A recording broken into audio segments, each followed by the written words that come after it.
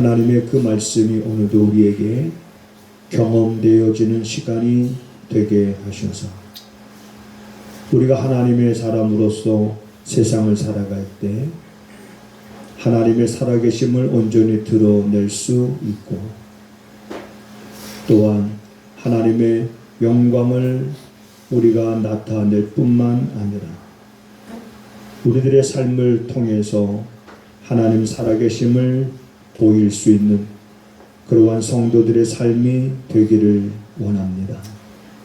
오늘도 말씀을 듣고 그 말씀 위에 굳게 세워져 갈 수 있는 우리들의 믿음이 되게 하여 주시옵소서.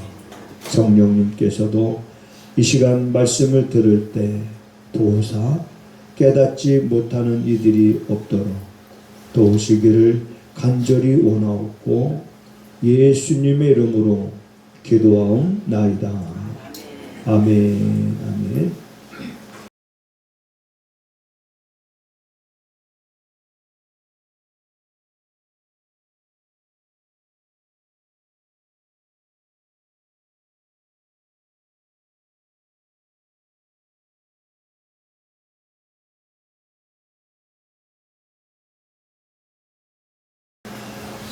지난주에는 요한복음 11장의 말씀을 우리가 통해서 하나님이 세상의 아들을 보내셨다라는 말씀을 드렸습니다. 요한복음 11장에 예수님께서 아버지가 나를 세상에 보내셨다라고 하는 것을 사람들에게 믿도록 하기 위해서 의도적으로 죽은 나사로를 살리는 그런 모습을 우리가 11장에서 보게 됩니다. 나사로는 이미 죽어서 무덤에 갇혔지요. 이스라엘은 우리나라와 장사하는 게 좀 달라서 거기는 동굴에다가 사람 시체를 넣고 문을 돌로서 이렇게 입구를 막아놓습니다. 예수님께서 오셨다는 얘기를 듣고 이제 사람들이 모여들기 시작했습니다. 그리고 나사로의 누이 마르다와 마리아에게 나사로를 어디에다 두었느냐, 벌써 죽은 지 나흘이 됐기 때문에 아마 썩었고 냄새가 납니다. 그리고 예수님께서 나사로가 묻혀있는 그 무덤까지 가셨습니다.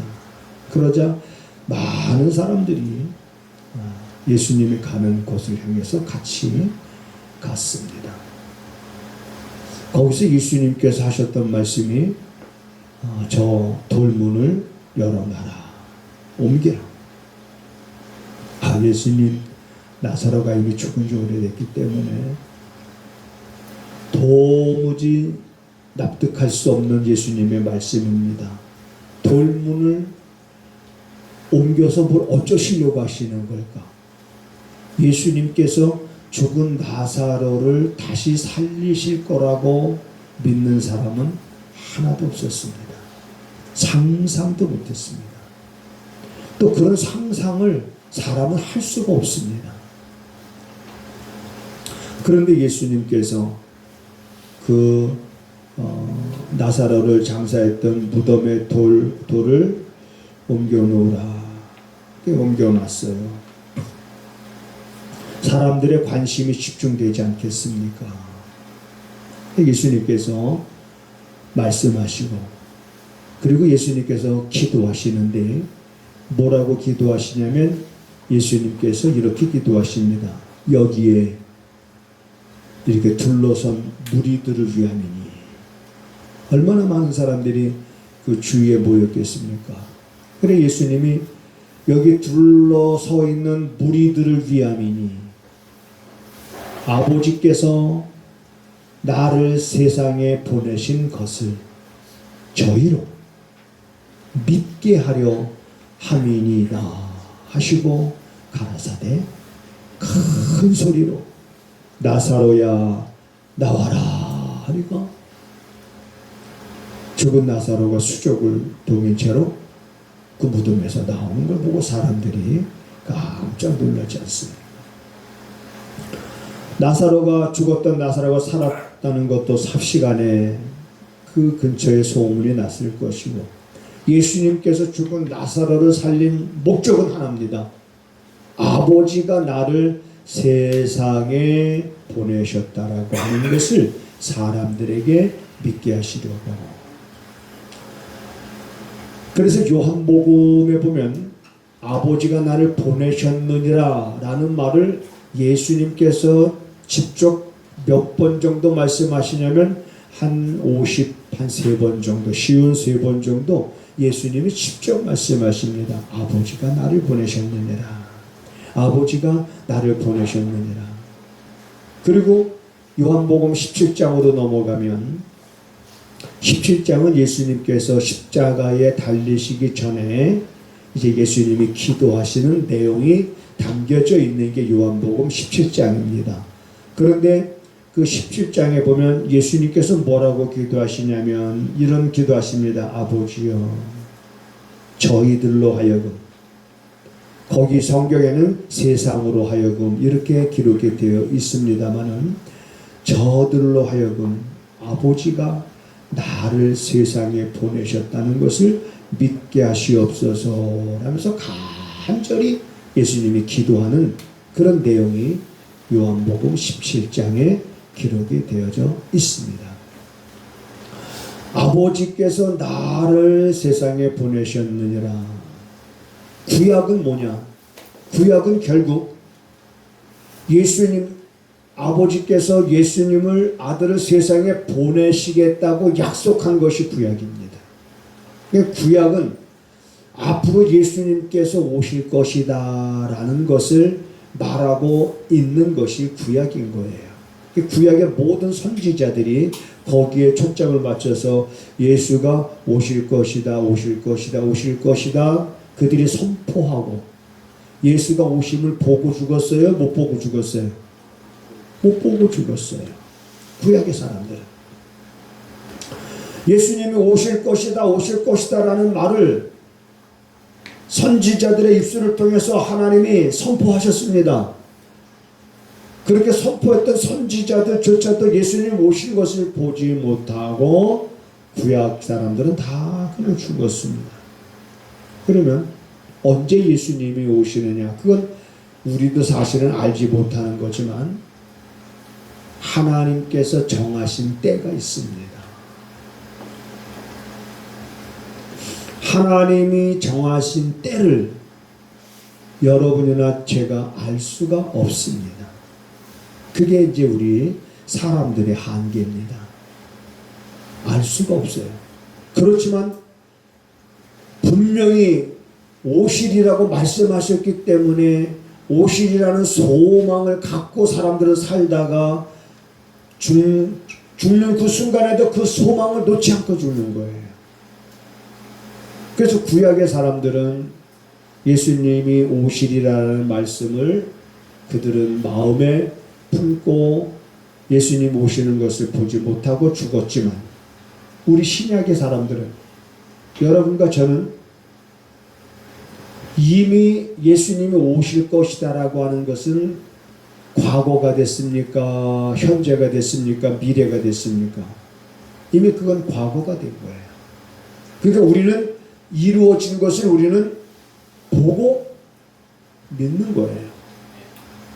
이루어진 것을 보고 우리는 믿고, 그 다음에 또 다시 예수님께서 내가 다시 오리라 말씀하셨으니 다시 오리라는 그 말씀을 우리 마음의 소망을 품고 또 살아가는 겁니다. 다시 말씀을 드리면, 구약의 사람들은 예수님의 초림 그리고 예수님이 다시 오신다는 재림, 이 두 가지가 다 뭐냐면 성취되는 걸 못 보고 죽은 사람들이에요. 구약의 사람들은. 근데 우리 신약의 사람들은 예수님의 초림은 뭐예요? 지나간 사건이 됐어요. 된 일이에요. 될 일이 아니라 된 일입니다. 그래서 된 일을 믿고, 우리 신약의 사람들은 된 일을 믿고 앞으로 될 일을 믿는 사람들이 우리 신약의 사람들인 겁니다. 그래, 아버지께서 정하신 때, 그때를 알 수가 없으니 사람들은 그때를 바라보면서 살다가 오심을 보지 못하고 죽은 사람들도 있을 거예요. 구약의 사람들은 그렇게 살다 죽었고. 그래서 오늘 갈라디아서 한번 다시 한번 볼게요. 4장 4절에 보면 이런 말씀이 있습니다. 때가 참에 그랬습니다. 때가 참에 하나님께서 정하신 그 때가 드디어 참에 하나님께서 그 아들을 보내시는데 4절에 기록된 말씀 그대로 여자에게서 나게 하셨다. 누굽니까? 마리아를 말하는 거지요. 마리아의 몸을 빌어서 예수님께서 이 땅에 사람의 모양을 가진 육신으로 이 땅에 예수님께서 태어나신 그날을 우리가 성탄절이다 이렇게 말합니다. 자, 때가 참에 우리 사람은 아까도 말씀드렸습니다마는 우린 하나님께서 하신 말씀이 틀림없이 이루어질 텐데 언제 그것이 이루어질지는 모르지만 때가 차면 반드시 하나님의 정하신 때가 차면 마치 임신한 여인이 아무 때나 아기를 낳는 게 아니라 때가 돼야 되잖아요. 그 때가 딱 차면 그 아이가 엄마 뱃속에서 나오듯이 하나님의 정하신 때가 차면 하나님께서 우리에게 하신 약속의 말씀들은 이루어져 가는 겁니다. 그 가운데 하나 예수 그리스도께서 이 땅에 오심도 숱하게 많은 선지자들을 통해서 이미 예고한 사건들인데 예고한 사람들조차도 예수님의 오심을 보지 못하고 죽었지만 그러나 그들은 그것을 멀리서 봤다. 멀리서 보고 환영했다. 이 말은 이루어질 것을 믿고 그들은 살았다는 얘기예요.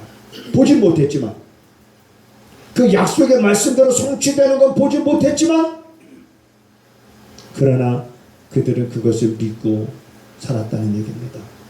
이것도 다시 우리에게 적용해 보면 자, 우리는 예수 그리스도의 초림, 오심을 2000년 전에 이미 지나간 사건이 되어버렸어요. 2000년 전의 사건이에요. 이미 2000년 전에 예수님이 오시고 그 예수님께서 다시 오시리라고 말씀하셨는데 벌써 2000년이 지난 거예요. 2000년이 지나고 예수님이 언제 또 다시 오실지 분명히 다시 오시는데 언제인지 우리는 몰라요. 언제인지 우리는 모르지만 내가 또 이렇게 살다가 예수 그리스도께서 다시 재림하신다라고 하는 그 약속을 보지 못하고 죽을 수는 있지만 보지 못하고 죽는다 할지라도 그걸 불신하는 것이 아니라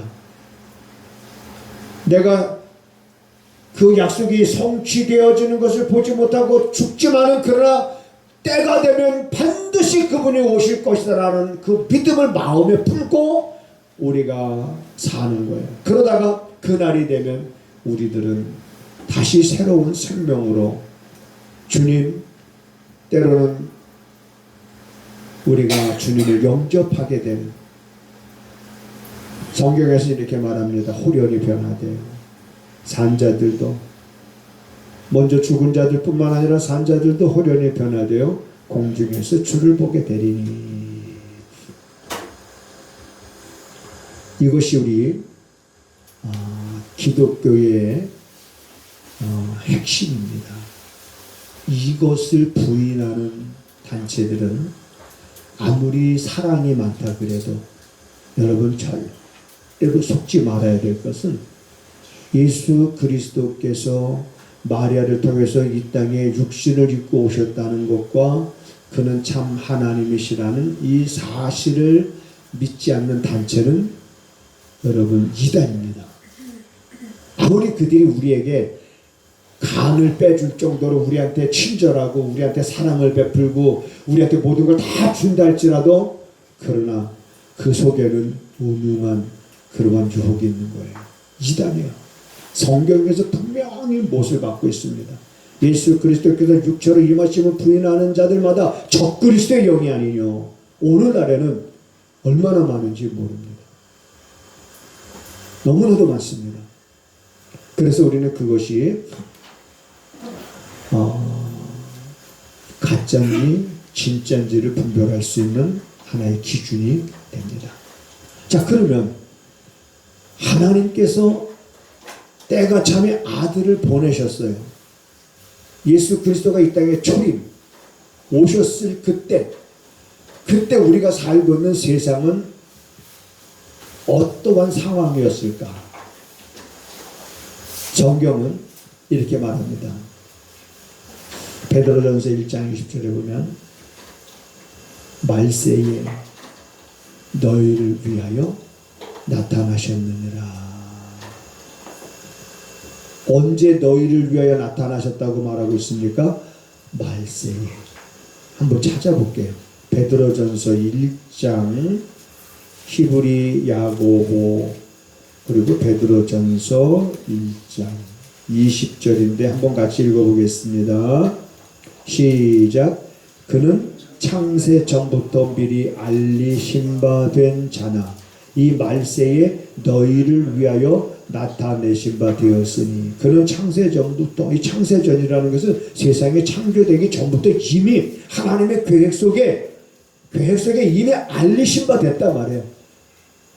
그래서 오리라 하셨던 그 말씀, 그분이 드디어 이 말세에 너희를 위하여 나타나셨다. 그러니까 예수님이 나타나셨을 때 이미 세상은 뭐라는 얘기예요? 말세라는 얘기죠. 말세. 우리들이 흔히 듣는 말은 아니지만 가끔 보면 그런 말들 합니다. 아유, 세상이 말세요. 말세요. 말세. 자, 여러분, 이 말세라는 말과 또 같은 의미의 말이 히브리서 9장에 있어요. 히브리서 한번 볼게요. 히브리서 9장 26절을 한번 볼게요. 한번 읽어보겠습니다. 26절 시작.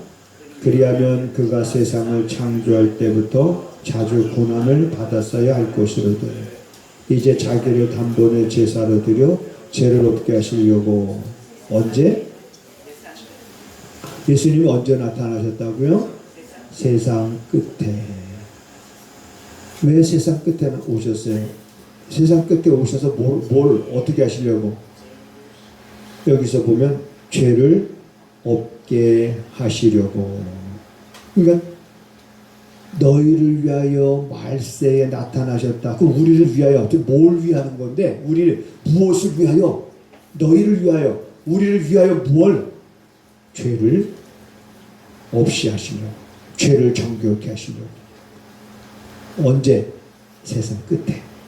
세상 끝에 나타나셨다. 그러니까 예수님께서 이미 여러분 이 땅에 초림하셨을 때 이미 세상은 말세고 세상은 끝입니다. 끝이에요. 그렇다면 우리들은 어디에 살아가고 있느냐? 세상 끝에 끝 부분에 살아가고 있는 게 이제 우리들의 삶이에요. 그러다 보니까 이제는 성경에서 말하고 있는 대로 여러 이상한 징후들이 우리 주변에 여러분 나타나게 됩니다. 그 중에 우리가 흔히 알 수 있는 건 여러분 기후변화지요. 기후변화뿐만 아니라 앞으로 세상은 어쩌면 사람의 살 수 없는 그러한, 그래서 하나님의 다른 심판, 불에 의해서 세상은 사라질 그러한 곳. 하나님이 지금은 이 땅을 보존하고 있는 곳.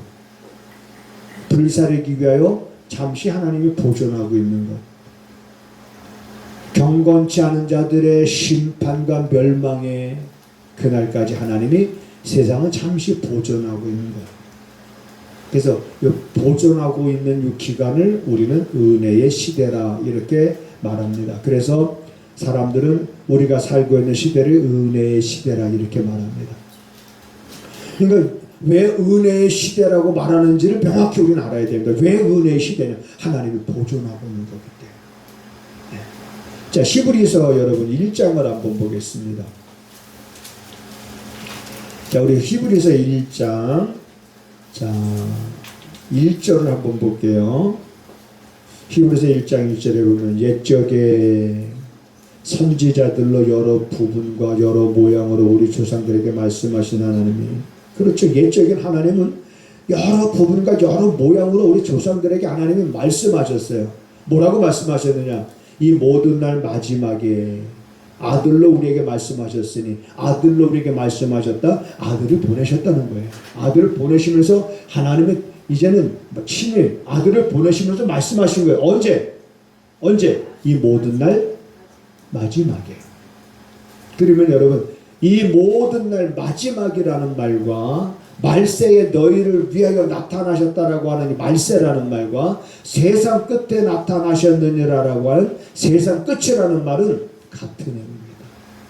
이미 예수님께서 이 땅에 오셨을 때 이미 세상은 끝이 거예요. 자, 그렇다면 이제 여러분과 우리들은 이러한 때에 어떻게 이제는 우리가 살아야 될 것인가 라고 하는 이제 그러한 질문을 우리 스스로 해봐야 됩니다. 언제? 성탄의 계절을 맞아서. 우리가 성탄의 계절을 맞아서 기쁘다 구주 오셨네. 네, 오셨어요. 그분이 오셨습니다. 그분이 오셔서 죄를 정결케 하는 일을 하셨어요. 죄를 깨끗게 하는 일을 하셨어요. 그래서 우리로 하여금 이제 예수를 믿음으로 말미암아 아들의 명분을 얻게 하셨어요. 율법 아래 있는 자들을 속량하셨어요. 이 말은 무슨 말이냐면 율법 아래 있다는, 율법 아래는 희망이 없습니다. 왜? 율법은 무슨 법이냐면 정죄하는 법이에요. 율법은 무슨 법이라고요? 정죄하는 법입니다. 당신은 누구라고? 죄인이고 죄값은 뭐라고? 사망이다. 율법은 그러니까 율법 아래는 구원이 없습니다. 근데 율법 아래에 있는 우리를 속량하셨다. 어떻게? 율법은 우리에게 뭘 요구하냐면 죄값을 요구하잖아요. 율법은 우리에게 죄값을 요구합니다. 그런데 그 죄값을 우리가 지불할 수 있는 방법이 없는 거죠. 그런 힘도 없습니다. 그런데 그런 죄값을 누가 지불하시냐면 예수님이 대신 지불하신 거예요. 그래서 율법 아래에 있는 우리들을 속량하셨다라고 오늘 갈라디아서 4장에서는 그렇게 표현하고 있는 겁니다. 우리의 죄값을 지불하시고, 그리고 우리를 그 율법 안에 있는 우리들을 속량하신, 그래서 우리들을 죄인이라 부르지 않고 이제는 의인이라 이렇게 인정해 주십니다. 무엇으로? 행함으로 아닙니다. 믿음으로. 오직 예수 그리스도께서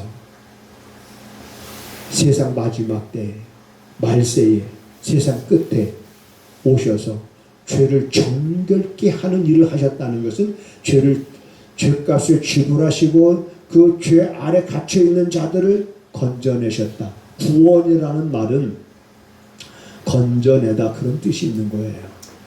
그러니까 물에 빠져 죽어가는 사람들을 건져내듯이 죄에 빠진 인생들을 건져내시고 구원받았다, 우리 그렇게 말하는 거예요. 그렇지만 이 구원이 완성된 것은 아닙니다.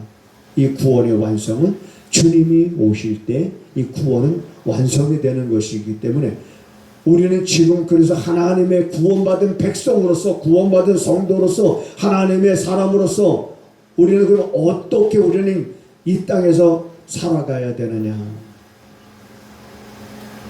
우리 이 문제를 여러분들이 분명하게 해야 됩니다. 이게 흐릿하면 안 됩니다.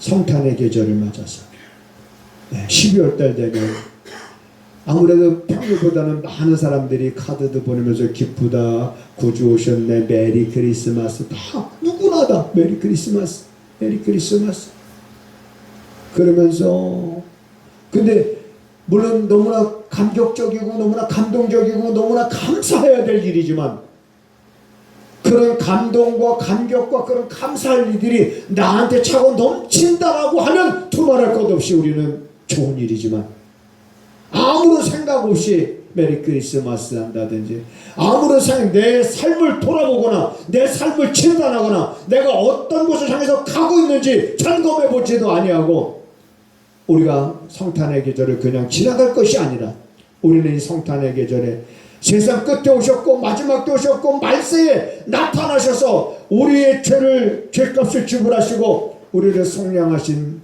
예수 그리스도께서 오신 이날, 그분이 다시 오실 것을 말씀하셨으니 그분이 다시 오실 거라는 그 믿음을 갖고 우리는 이 땅에 살아갈 때에, 그러면 믿음의 사람으로서 우리가 부끄럽지 않는 삶을 우리가 살아가야 되지 않을까. 부끄럽지 않는 삶.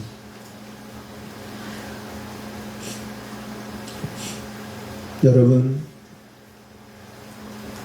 우리 그리스도인들은 다른 것보다는 좀 자존감이 좀 있어야 됩니다. 자존감. 이 자존감이 커야 돼요. 이 자존감이라는 건, 여러분, 방송에서도 사람들이 많이 강의를 하는데 그들이 강의하는 것과 제가 말하는 것과는 좀 차이가 있어요. 제가 여기서 자존감이라고 말하는 것은 그 의미는 같습니다. 다른 사람이 나를 어떻게 생각하느냐가 아니라 본인 자신 스스로가 자기를 어떻게 생각하느냐는 거예요. 나는 나를 어떻게 생각하느냐, 나는 어떤 존재인가, 내가 어떤 존재인가, 나는 어떤 사람인가, 나는 어떻게 살 사람인가, 자기 자신에 대한 그런 자존감의 치수가 낮으면 그 사람은 열등감 속에 사로잡혀 살게 됩니다. 열등감 속에 사로잡혀서 시시콜콜 사람들과 비교하고 막 이런 것 속에서, 열등감 속에서 살아가게 돼요. 세상의 것에 있으면은 기분이 좋고 없으면은 그것 때문에 슬프고, 세상에서 하는 일이 잘 되면 좋고 안 되면 그것 때문에 힘들어하고 그것 때문에 짜증나고, 이 자존감의 지수가 낮으면 이런 삶을 살아가게 돼요. 열등감 속에. 이 자존감이 높으면 가난해도 좋다고 고백하게 됩니다. 자존감이 높으면 나는 병들어도 좋다라고 고백합니다. 가난해도 좋아, 나는 병들어도 좋아, 주와 함께라면. 그래서 나는 장차 나타날 영광에 참여할 자라고 자기의 자존감을 말했던 베드로전서 5장 1절에 나는 장차 나타날 영광에 참여할 자다. 앞으로 장차 나타날 그 영광에 참여할 자라고 하는 그러한, 자기는 그러한 존재라고 하는 자존감을 가진 베드로는 죽음이 두렵지 않았습니다. 십자가에 거꾸로 달림이 받는 것이 두렵지 않았어요. 왜? 자존감이 너무 높았어요. 자기는 장차 나타날 영광, 세상의 영광, 세상의 부귀가 아니라 장차 나타날 그 영광을 바라보니까. 그리고 그리스도인들은 이 자존감이 이렇게 높아야 돼요. 우리는 장차 나타날 영광을 바라보며 사는 사람들이지 세상의 것을 얻기 위해서 사는 사람이 아닌 거예요. 제가 목회 10년, 20년 할 때 하나님이 뭘 깨닫게 하시냐면, 야, 너 세상 것 얻으려고 목회하지 말아라. 목사도 목사다 보니까 세상에 좋은 게 좋은 거잖아요. 좋은 거 갖고 싶은 거예요. 어떻게 하면 저거 가질 수 있을까? 막 그런 생각 가질 수 있는 겁니다. 근데 세상 것 얻으려고 목회하지 말아라. 얼마나 치사하냐 그거. 목사가 세상 것 얻으려고 목회한다는 건 정말 치사한 일인 거예요. 세상 것이요. 그러면 목사뿐만 아니라 성도들도 성탄의 계절을 맞아서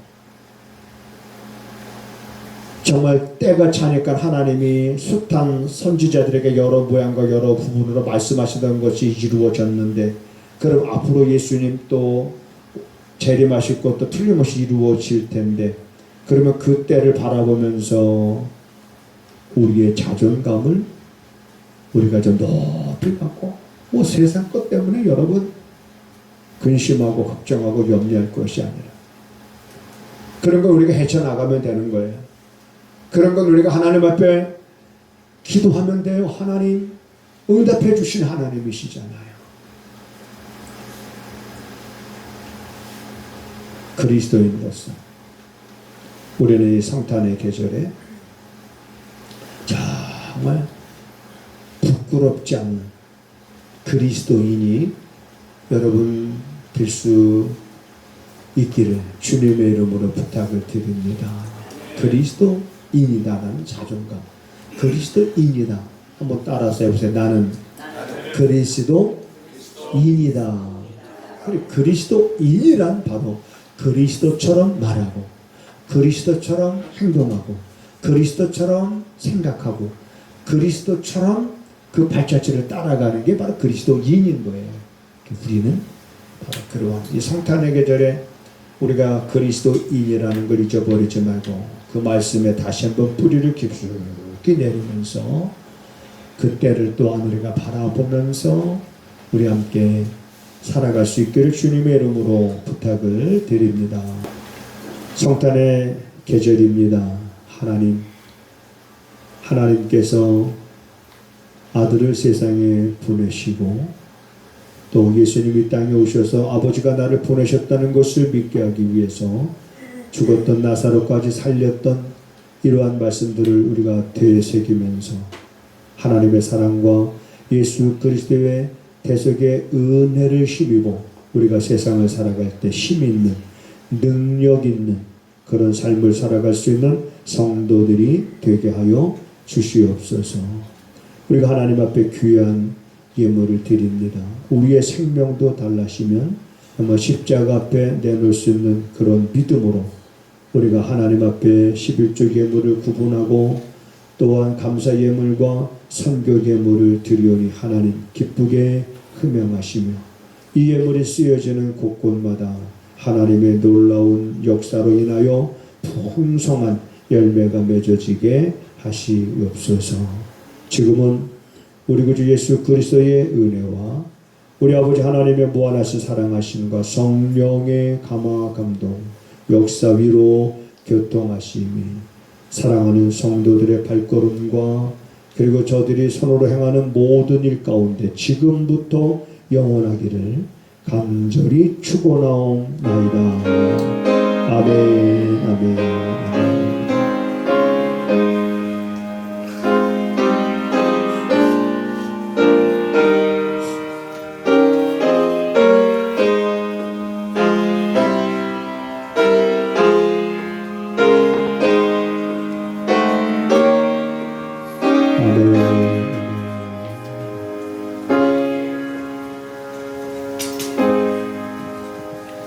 하나님을 우리 크게 봅시다. 서로 인사하시겠습니다.